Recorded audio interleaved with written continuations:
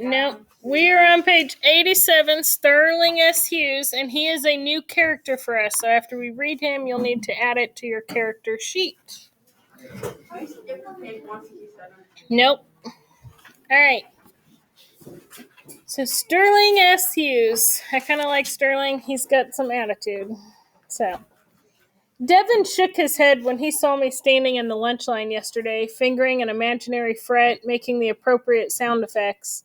Friend or not, he thinks I'm crazy, but the brother behind me got into it, snapping his fingers to the rhythm I set. Yeah, he said, preacher got it going on. So what's he doing in the lunch line? He's playing air guitar. It's like sitting there playing air guitar by himself. My name is Sterling Sampson, but everyone calls me Preacher. I intend to become a science teacher, not a preacher, but I don't mind being called one, just so long as you don't call me Samson. I'm hoping to end up in a little better shape than he did. I turned to the brother behind me and eased into a smile. I play a real guitar at church every Sunday. You ought to come by and check me out sometime. Judging by the way the brother cut his eyes at me, his appearance on the steps of First Baptist Church seemed highly unlikely. Still, you never know. I went back to my invisible string playing to keep my fingers limber for later. I had promised to hold the bass line for some of the brothers reading at this week's open mic. Mr. Ward was kind enough to lock my guitar up in his office in the morning, so I wouldn't have to worry about it walking away before then, assuming I made it to his class without any trouble. A brother named Leon accidentally bumped into me as I approached the cashier. He spilled, or should I say poured, a cup full of honey on my shoes. My new shoes. So you can already imagine the anger if somebody poured honey all over your new shoes, right? So my question is, why are you just walking around with a cup of honey? He's in the cafeteria line, so he's probably just got it like you'd have dipping sauce or whatever. He probably just got some. Oh, I do. It's delicious. For your tea. You can put honey on biscuits. Honey? Yes. So he clearly did this on purpose. And the anger that you have to imagine here, like any of us would be angry if somebody spilled honey on our shoes because that takes forever to get out. But especially in this part of the Bronx with the high rate of poverty, you don't get new shoes often. You get hand-me-down shoes once or twice a year, but not new shoes. So this is like a big deal for him. That's probably why he did it, because every guy's jealous. That could be. It could be a jealousy thing. Or, as you'll see, as he explains, what do we know about Sterling's faith? He's Christian. He plays in like a band at church, right? He's inviting people to church. Yes, there are Christians in the Bronx, but it's not like in the Bible Belt like here, right? And so when he says that people are messing with him, he'll go into detail, but people are trying to get him to mess up and not act as they think a Christian should. So they're trying to purposefully anger him to see what he'll do. All right. Oops. Looks like Mr. Goody Two-Shoes got a mess to clean up, he said, laughing. His buddies joined in. I stared down at my shoes, counting. 1, 2, 3, 4. By the time I reached 10, I realized counting was not going to suffice. I need you, Lord. Hold back the Samson in me. I may not have his strength, but you know I have his temper. I counted backward from 10, felt my breath slowly evening out. A still, small voice reminded me to return good for evil. Reminded me that my plans for the future do not include fisticuffs or expulsion. I am college-bound, and nothing is going to keep me from it. Besides, these poor fools are only trying to get a rise out of me. They're only trying to prove that the peace of God is non-existent. But how can they? I looked up at Leon and shook my head. Then I grabbed him by the shoulders, kissed him loudly on both cheeks, and gave him a bear hug. Get off me, man, he said, trying to pull away. When I finally let him go, I whispered, Leon, I forgive you. Fear blotted out the pupils in his eyes. Man, he yelled, you some kind of freak. I smiled, strummed my imaginary guitar, and sang, I'll be a fool for Christ, not just once, but twice. Leon and his friends backed away as if I'd set a match to them. They put as much distance between us as possible. You sick man, Leon called over his shoulder. Stay away from me. So what's his tactic? They're all trying to get him to show anger and not be Christian. And what's he do? He made out with him. No, he did not make out with him. He actually did exactly something that some of you would know. They're trying to get him to act as little Christ-like as possible, right? But where else have we seen somebody do this? No. The Bible. This is exactly what Jesus did. He grabbed the people that turned him in the night he was crucified, grabbed them on the shoulders, kissed them on each cheek, and said, "I forgive you," before he was arrested and taken away. So he did exactly what Christ did. That's what he was doing. He's not trying to be weird or anything like that. He's trying to be like, fine, you want to try and trip me up? I'm going to show you Christ's behavior. I'm going to forgive you right here. It's going to freak you out, but I'm going to do it anyway. So that's what he's trying to do. He's throwing it back in their face. Well, in the Bible, it freaked him out. In the Bible story, it talks about when he does that to Judas, he kisses Judas on the cheek and is like, "I forgive you." And Judas is like, "Oh man, I done messed up now." Like he knows what he did was wrong. And so that's what he's trying to show. Like, it's okay, I forgive you for being a turd. Hey, it's always something with these guys. Either they're trying to draw me into an infantile game of the dozen so we can trade insults left and right, or they're slapping porno pictures inside my locker hoping to set me off. If they had some direction in their lives, like Raul, Devin, or Raynor, they wouldn't have time to worry about me one way or the other, which is precisely why I want to teach, to give young brothers like Leon some direction. Even Wesley has direction, although the brother could clean up his language. Sometimes he sounds like a thug in training. Leon's not much better. So how do they feel about him? They don't like him because he's a Christian. Because he's a Christian, they want to try and set him off, make him act different so they can be like, haha, you're not a real Christian. Look, you got angry or you did this. And so they're trying to trip him up. They're purposely trying to create stumbling blocks for him. And he's just trying to rise above each time. That does happen elsewhere. I don't think that happens very much here because we are in the Bible Belt. But stuff like that happens quite often. I still remember my 9th grade year at my high school up north. I was sent to the principal's office because I brought a Bible to school. I had a Bible in my book bag, and I was sent to the principal's office, and they threatened to suspend me. Which I quoted the law about how they couldn't do that. But yeah, that happens in other places. You get shot for carrying a Bible. No, you don't. No, they just said it was free reading time. We could read anything we want. And I pulled out my Bible and they said, well, you can't read that. And I said, free reading time. I can read whatever I want. And they told me no. So I was sent to the principal's office where I successfully argued and showed them the law. But that happens quite often in areas that are not small town Bible Belt communities. So he's not alone here.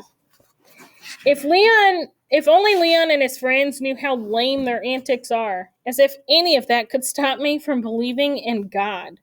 All my life I've seen my mother pray, and all my life I've seen her prayers answered. There was the time my baby brother was dying of pneumonia and the doctors had given up, but she prayed until the fever broke. There was the time she was laid off from her job and the refrigerator was empty, and she bowed her head over an empty pot and prayed for God to fill it. That night, a woman upstairs begged her to accept a bag of frozen meats and vegetables because she was moving the next day and she hated to see good food go to waste. We had steaks that night, and we never have steaks. There were lots of times like that. See there, Mom would say, that's God's hand. If you have God's hand on your life, everything will be all right. So of course I believe, and I believe big. I'm believing God's going to get me and my 3 brothers into manhood, into college, and off these streets, with no more than maybe a couple of black eyes between us. How's that for believing? The change bell rang, and I was still cleaning off my shoes. I could have used a few extra minutes to work on my own poem. It took me a while to get into this whole poetry thing. Not that I don't like it. I read God's Trombones by James Weldon Johnson and some of the work by County Cullen, like Simon the Syrian Speaks. And I liked what the brothers had to say, but their styles didn't suit me. Then Mr. Ward turned me on to Reverend Pedro Petrie, who's more my speed, even if he is kind of old. He knows how to put God and the street in the same sentence, and I figure if I'm going to write poetry at all, that's what I want to do. So I put together a few. I couldn't tell if they were any good, but I decided to read one anyway. If I get a laugh, it won't be the first time. The bell rang one last time. I took a few bites of my sandwich, wrapped up the rest, and tossed it in my bookcase for later. I told my growling stomach to be quiet and headed to Mr. Ward's office for my guitar. So what does he feel is getting him through life, basically? God, his faith. That he's seen prayer. He's like, it's okay if you don't want to believe, but I've seen prayer work in my life, and it's been successful, so I'm not going to give up that faith. And then he sees all these people around him that get arrested and, die or whatever, and he's like, my goal is for me and my 3 brothers to make it into manhood, to, live through this and to graduate. And he's like, I'm going to go to college, too. Yep. So are his brothers like every boy in school, pretty much? Because he said that kid who was sneezing was his brother, and then he said, the brother behind me. No, they're not. By that, he means brother, like the term, African Americans usually say brother to each other. Yep. So it's not biological brother. Is fingering an imaginary threat literary language or figurative?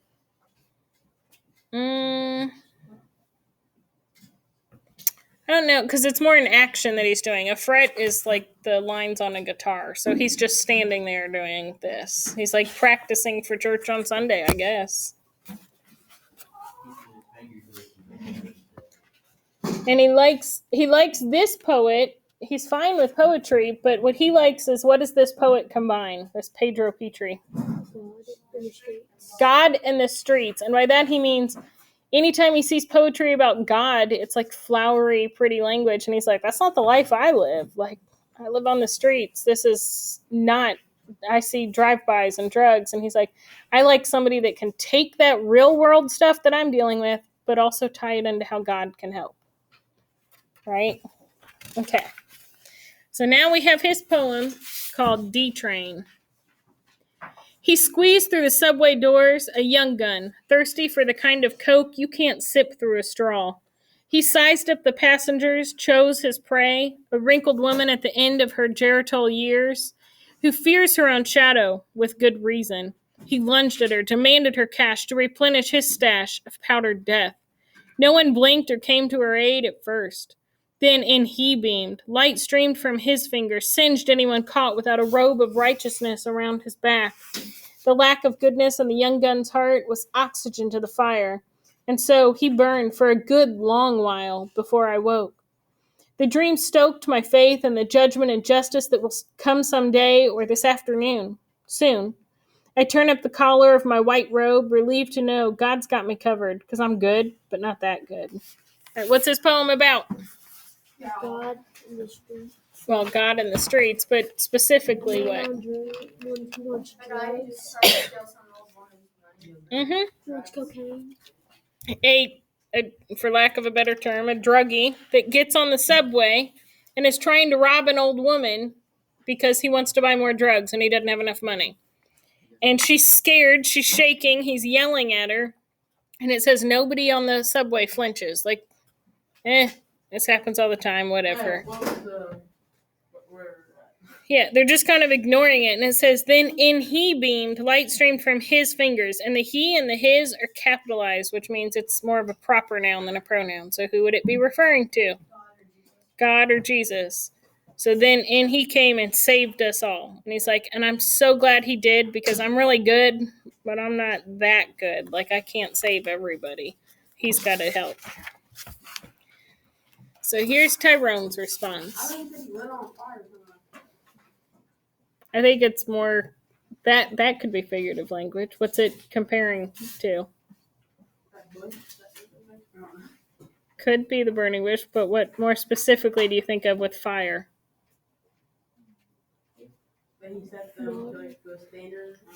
Nobody's gonna say it because they're all too scared. Yes, hell. All right. So here's Tyrone's response. The brother took me to a whole other place. I'm not sure I got all of it, but I got that he don't call himself no angel. course, if Mr. Goody Two Shoes ain't no angel, what does that make me? Never mind. He sure worked that rhythm, I know that much. He snuck a little rhyme in there, too. I like that. Go on, preacher. Look like God got himself a poet. Alright, so then Deandra speaks, and what do we remember about Deandra? She's fat. Nope. That's too real. See, remembers.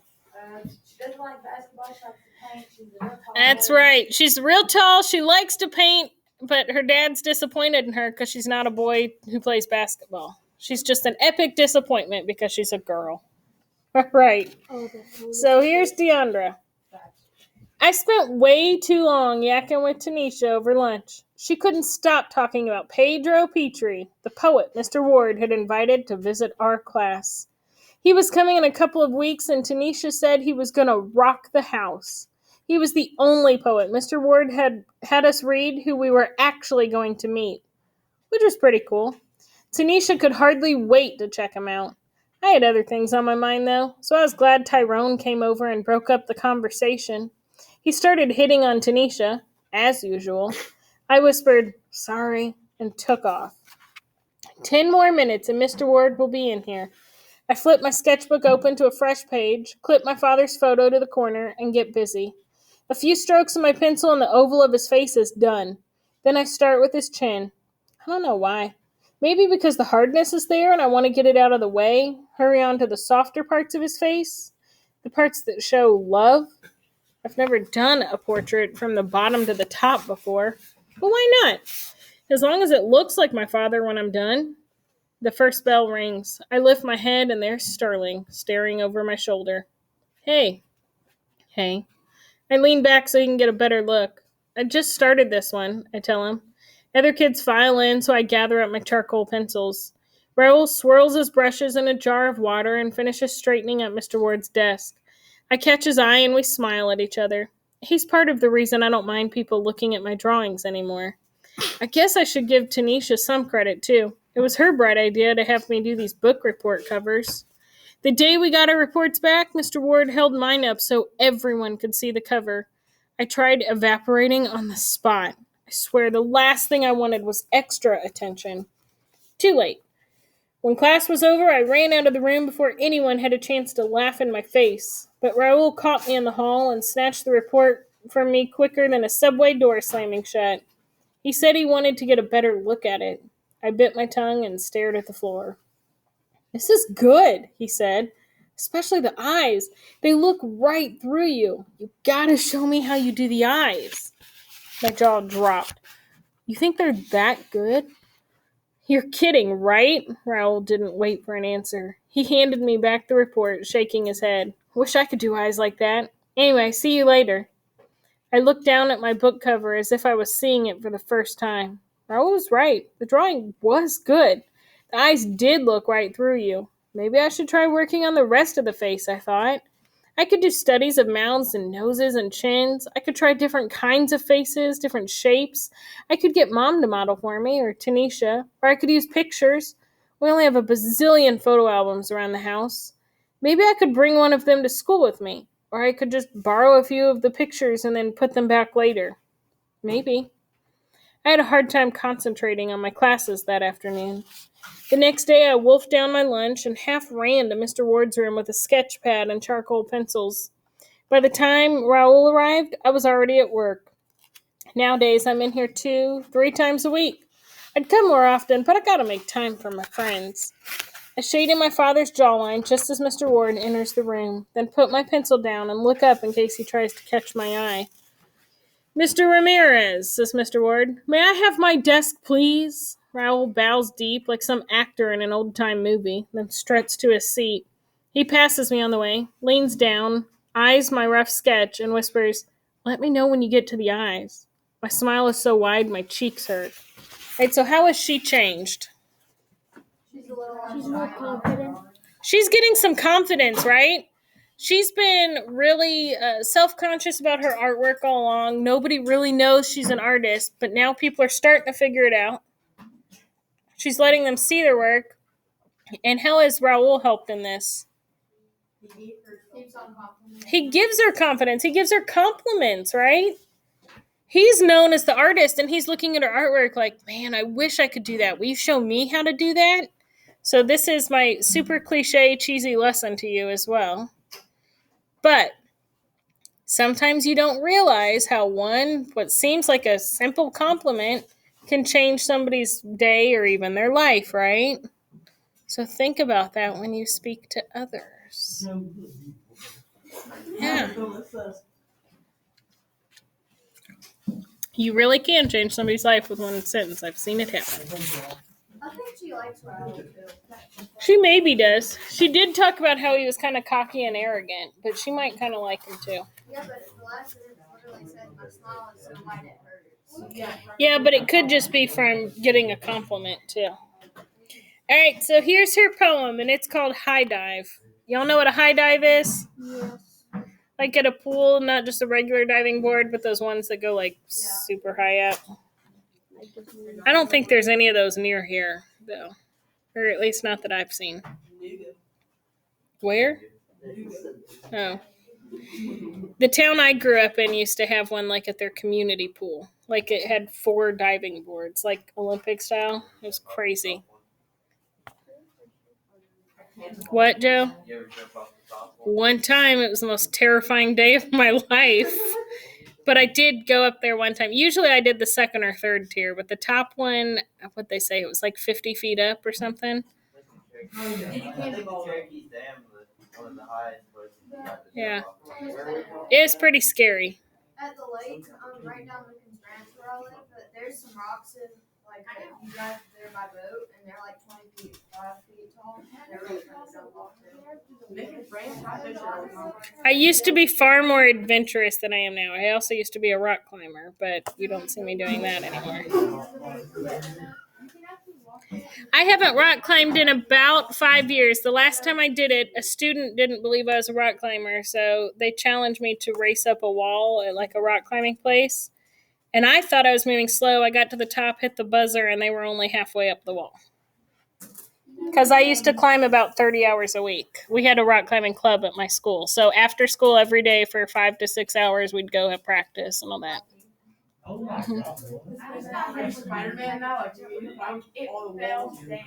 Sweet. Start away. Yep.